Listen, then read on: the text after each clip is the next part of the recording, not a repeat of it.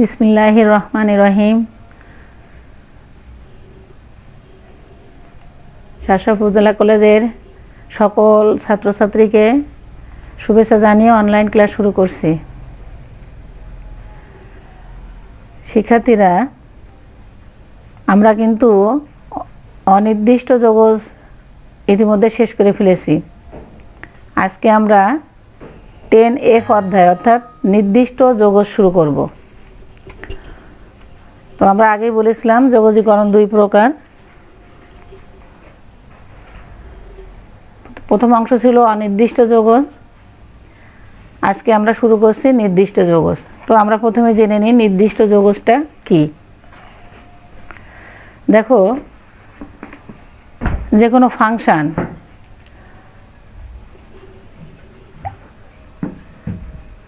একটা ব্যবধিতে অবিচ্ছিন্ন হবে এবং যদি ফাংশনটা এফ অফ এক্স হয় তাহলে এফ অফ এক্সের একটা প্রতি অন্তরজ আসবে আমাদের, এবং সেখানে এক্সের মান এক্স ইজিক্যাল টু এ থেকে এক্স ইজিক্যাল টু বিতে পরিবর্তনের ফলে এফ অফ এক্সের মানের পরিবর্তন হবে F of B minus F of A. একে এটা ব্যবধি কিন্তু থার্ড ব্র্যাকেট দ্বারা আছে, বদ্ধ ব্যবধি। তাহলে F of B minus F of A কে এ বি ব্যবধিতে এফ অফ এক্সের নির্দিষ্ট যৌগজ বলা হবে। এখানে যে আমাদের এ এবং বি আছে, এই এ কে আমরা বলবো লোয়ার লিমিট এবং বি কে বলবো আপার লিমিট। তাহলে একে কিভাবে আমরা প্রকাশ করব, দেখো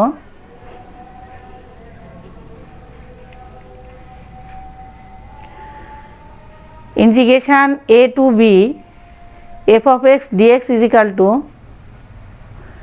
এই যে এফ অফ এক্সকে আমরা যখন ইন্টিগ্রেশন করব তখন এর মান আমরা পাচ্ছি ক্যাপিটাল এফ অফ এক্স। অর্থাৎ এই ইন্টিগ্রেশন আমাদের মনে করো শেষ হয়ে গেছে। তো এই যে লিমিটটা আমার ছিল এ টু বি, একে আমরা পড়বো এইভাবে integration a to b. A হচ্ছে lower limit, b upper limit. তো আমরা ইন্টিগ্রেশন শেষ করার পরে থার্ড ব্র্যাকেট চিহ্ন দিয়ে এইভাবে আমরা লিমিটটা বসাই দিব। এরপর দেখো, এক্সের পরিবর্তে আমরা আগে বসাবো আপার লিমিট, অর্থাৎ যখন এক্সের পরিবর্তে বি বসবে তখন কি হবে F of B minus F of A. এখন দেখো, আমরা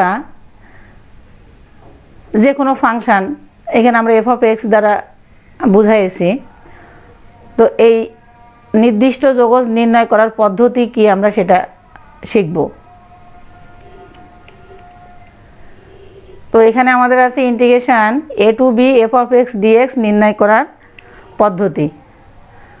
তো এক নম্বর যেটা আছে, দেখো অনির্দিষ্ট যৌগজ integration F of x dx নির্ণয় করতে হবে। অর্থাৎ এই অংশটুকু কাজ আমরা আগে নির্ণয় করব। আমরা কিন্তু আগেই লিমিটের দিকে যাব না, ইন্টিগ্রেশন করার পরে আমরা লিমিট বসাবো। তো প্রথমে আমাদের ইন্টিগ্রেশনটা, অর্থাৎ ইন্টিগ্রেশন যখন লিমিট থাকবে না তখন তো অনির্দিষ্ট যৌগজই হবে সেটা। তো ইন্টিগ্রেশন আমরা নির্ণয় করে নেব প্রথমে। এরপরে দেখো,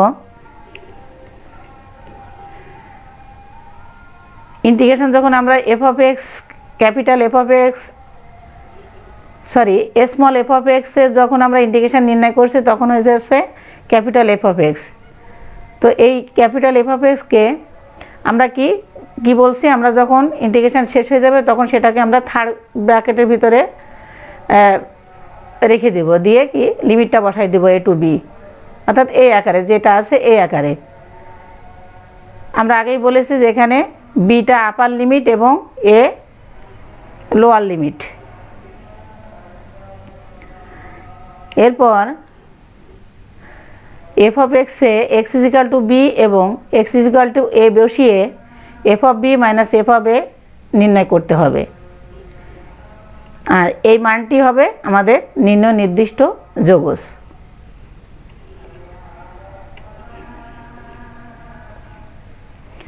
এখন আমরা কিছু জিনিস লক্ষ্য রাখবো, অর্থাৎ জেনে নেব নির্দিষ্ট যোগজে কিন্তু আমাদের কোনো যোগজীকরণ ধ্রুবক থাকবে না, কারণ যেহেতু লিমিট আছে, লিমিট বসালে আমরা একটা নির্দিষ্ট মান পেয়ে যাব। তো আমরা কি প্রথমে জানলাম, নির্দিষ্ট যোগজে কোনো যোগজীকরণ ধ্রুবক থাকবে না। 2 নম্বরে integration a to b f of x dx is equal to minus integration b to a f of x dx লিখছি। কি জন্যে?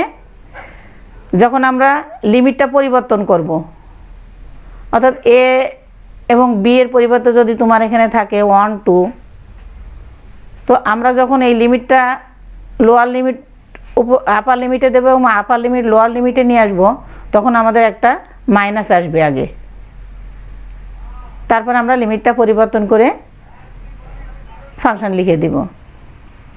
এরপরে দেখো integration a to b f of x dx is equal to integration a to b f of t dt, অর্থাৎ চলকের পরিবর্তন করা যাবে আমাদের। এরপরে integration a to b c f of x dx is equal to, সিটা তো এখানে ধ্রুবক, সি আমরা ইন্টিগ্রেশন আগেই দিয়ে দিলাম, যে c into integration a to b f of x dx।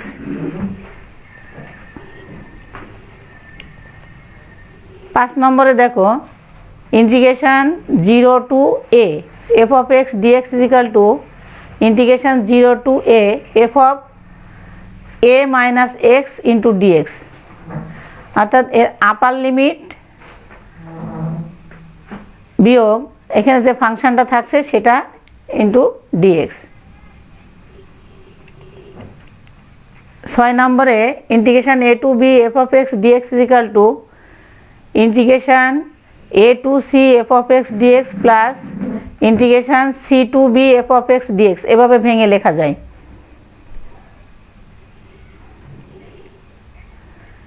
7 নম্বর integration minus a to a f of x dx is equal to integration minus a to 0 f of x dx plus integration 0 to a f of x dx, আগের মতোই অনেকটা।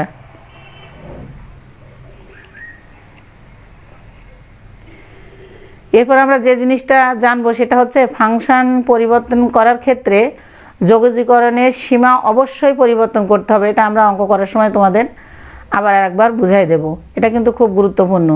Function পরিবর্তন করার ক্ষেত্রে যোগজীকরণের সীমা অবশ্যই পরিবর্তন করতে হবে, অর্থাৎ লিমিট পরিবর্তন করতে হবে। যতগুলো আমরা নিয়মকানুন জানলাম ওইগুলো অ্যাপ্লাই করে এখন আমরা নির্দিষ্ট যোগের প্রথম অঙ্কটা শুরু করি।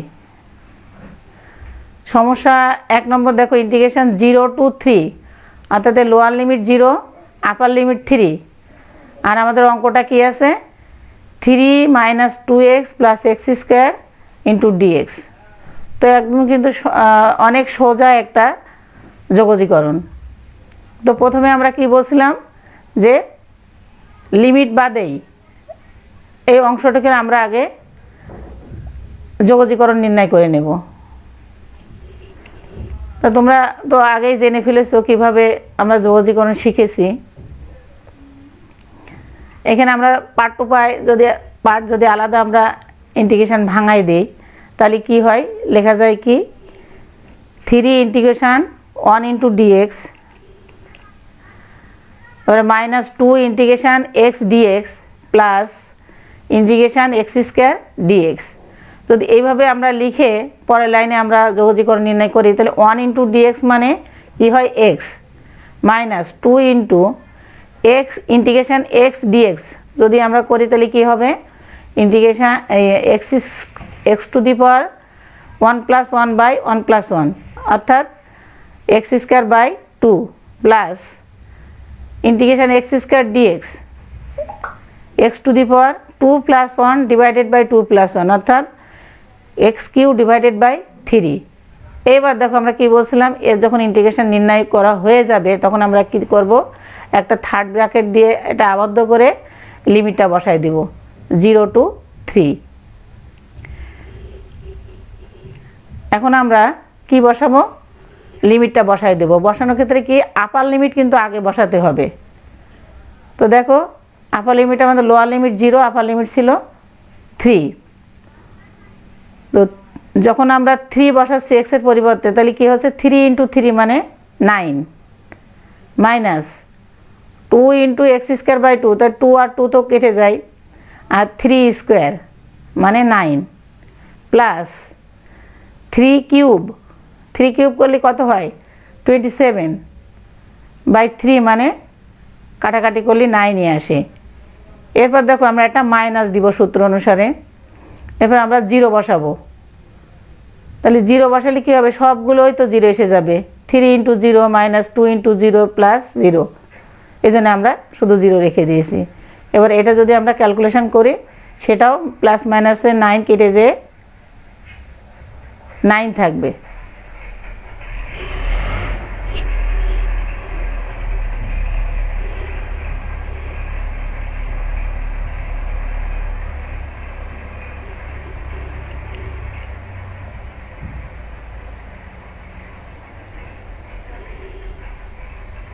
এরপর দেখো 2 নম্বর সমস্যা, integration 0 to π/2 into cos² x dx এর মান নির্ণয় করব। তো আমি একটা কথা বলতেছি যে আমরা 10A B C D E এই যতগুলো অধ্যায় করেছি, এই অধ্যায়ের সমস্ত অঙ্কই কিন্তু এখানে রিভিউ। এর যোগজীকরণ, আগের যোগজীকরণ একই থাকবে, আমরা শুধু লিমিটটা বসাবো এখানে। তো আমরা এর আগে কিন্তু cos² x dx এর আমরা কি করেছি, যোগজীকরণ নির্ণয় করেছি। তো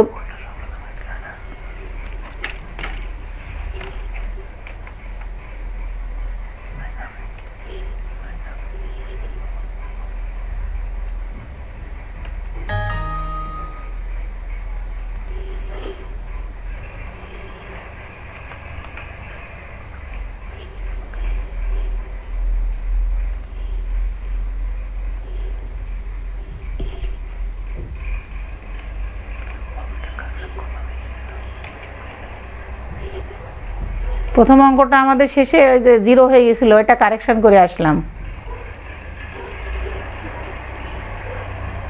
অ্যান্সারটা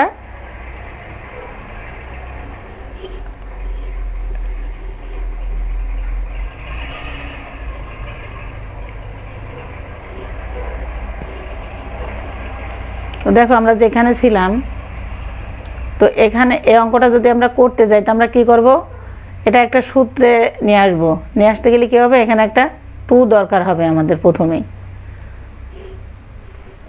2 যদি দরকার হয়, তাহলে আমরা কি করব, একটা 2 গুণ করব এবং 2 দ্বারা ভাগ করে দেব।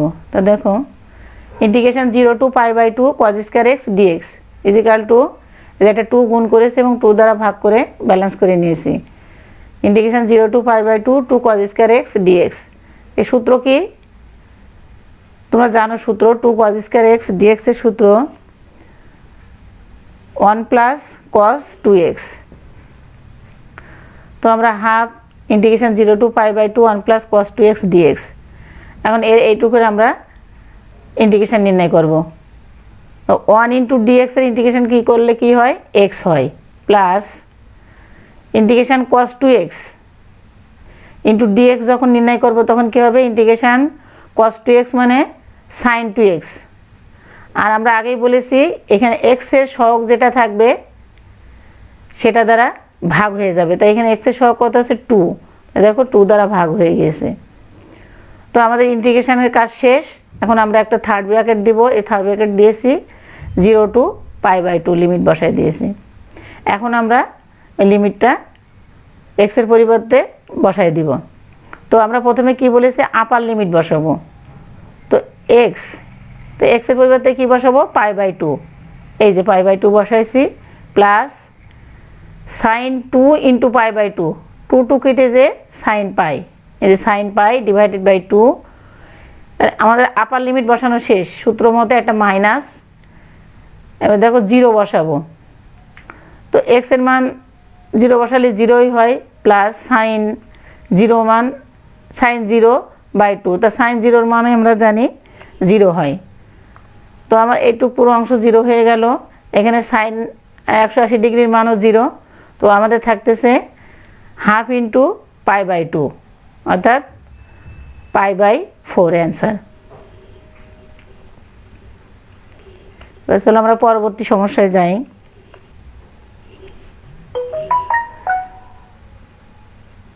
Integration 0 to π/4 tan square x into sec square x dx.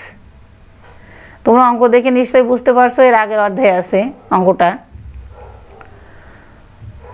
তো এই অঙ্ক আমাদের প্রথমে কি করতে হবে, tan square x into sec square x dx, একটা অংশ ধরে যদি আমরা আর একটা অংশ পাই তাহলে কি করব আমরা, এখানে আমরা দেখতে পাচ্ছি tan square x into sec square x, তা tan x সমান যদি আমরা z ধরে নিই তাহলে আমরা আর একটা অংশ পেয়ে যাব sec স্কোয়ার এক্স। তা দেখো tan x সমান z ধরছি আমরা, তো tan x কে অন্তরীকরণ করলে কি হয়, sec square x into dx is equal to dz, কারণ এখানে জেডকে অন্তরীকরণ করলে ডিজেড বাই ডিএক্স হয়, এটা আর গুণ করে sec square x dx is equal to dz. তো আমরা tan x ধরে আমরা কি পেলাম, sec স্কোয়ার এক্স পেয়ে গেলাম পুরোটা। এখন আমরা এই যে আগে একটা জিনিস লক্ষ্য করে আসলাম, সেটা আমরা বলেছিলাম যে যদি আমাদের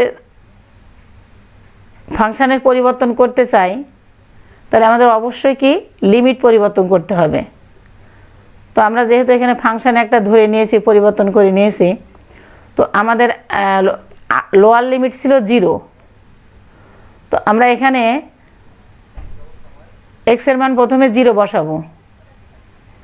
তো tan 0 মান কত হয়, 0। তো যখন x ইজ ইকাল টু 0 তখন z ইজ ইকাল টু আমরা পেয়ে গেলাম tan 0 মান 0। এবার আপার লিমিট ছিল π/4। তো আমরা এবার x ইজ ইকাল টু যখন π/4 তখন এখানে π/4 বসাও তোমরা, তাহলে tan π/4 এর মান কত, 1। তো যখন x ইজ ইকাল টু π/4 তখন z এর মান পেয়ে গেলাম আমরা 1। তো আমরা দেখো এখন বসাই মূল অঙ্কে।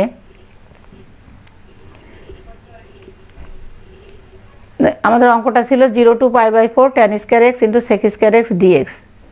তো sec স্কোয়ার এক্স ডিএক্স এর মান আমরা এখানে বসায় রেখেছি ডিজেড। তো এর পরিবর্তে আমরা ডিজেড বসালাম, আর tan x কে ধরে নিয়েছিলাম আমরা জেড, তাই এখানে আছে tan স্কোয়ার এক্স, তাহলে হবে জেড স্কোয়ার। আর লিমিট পরিবর্তন করে আমরা কি পেলাম, যখন 0 এর জন্য 0 পেয়েছি আর π/4 এর জন্য 1 পেয়েছি।